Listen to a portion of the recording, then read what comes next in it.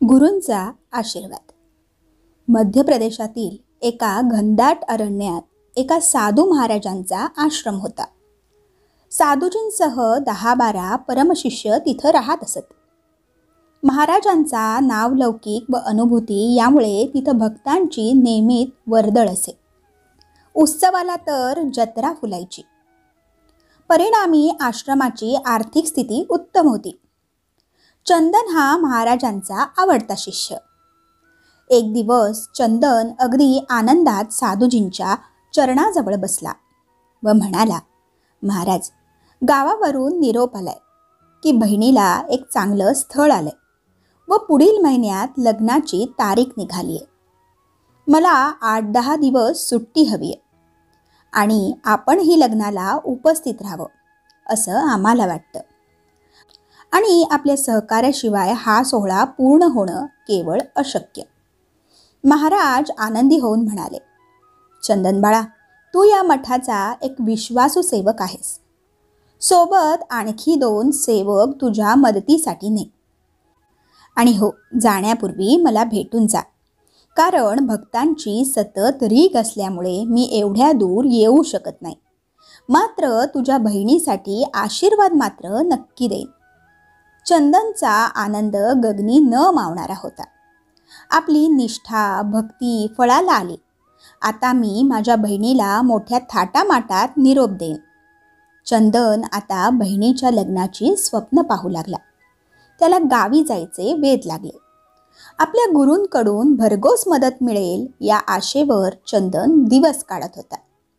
अखेर चंदन 2 सहकारी सेवकांसह गावी जाण्यास निघाला. साधूजींच्या कक्षात निरोप घेण्यासाठी गेला. गुरूंनी जेमतेम 3घांच्या गाडी भाड्यापुरते पैसे व एका गाठोड्यात 5 किलो उत्तम दर्जाचे डाळिंब दिले व आशीर्वाद देत म्हणाले, हे तुझ्या बहिणीसाठी भेट. चिंता करू नको, सर्व छान होईल. आजपर्यंत तुझ्या गावात कुणाचंच लग्न इतक्या दिमाखात नसेल झालं.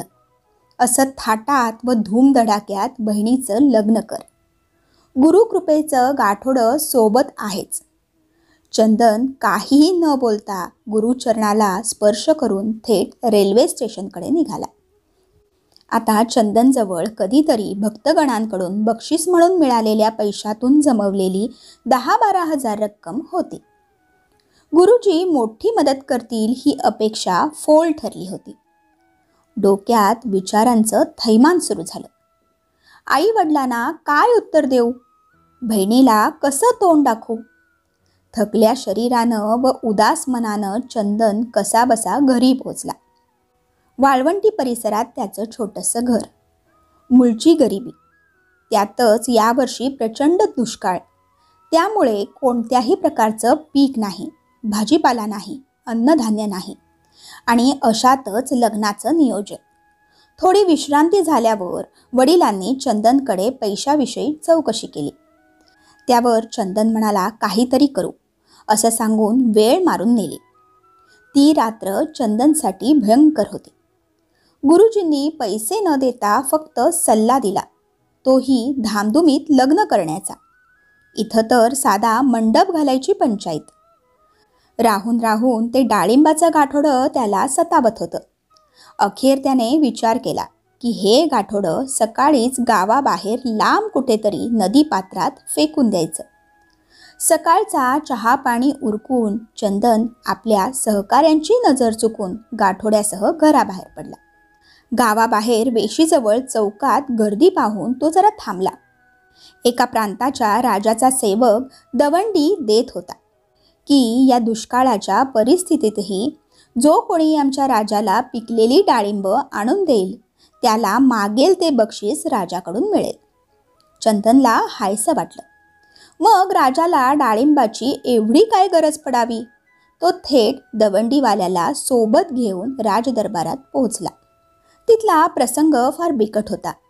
राजाची तरुण कन्या एका भयंकर आजाराने मृत्यूशयेवर शेवटच्या घटका मोजत होती.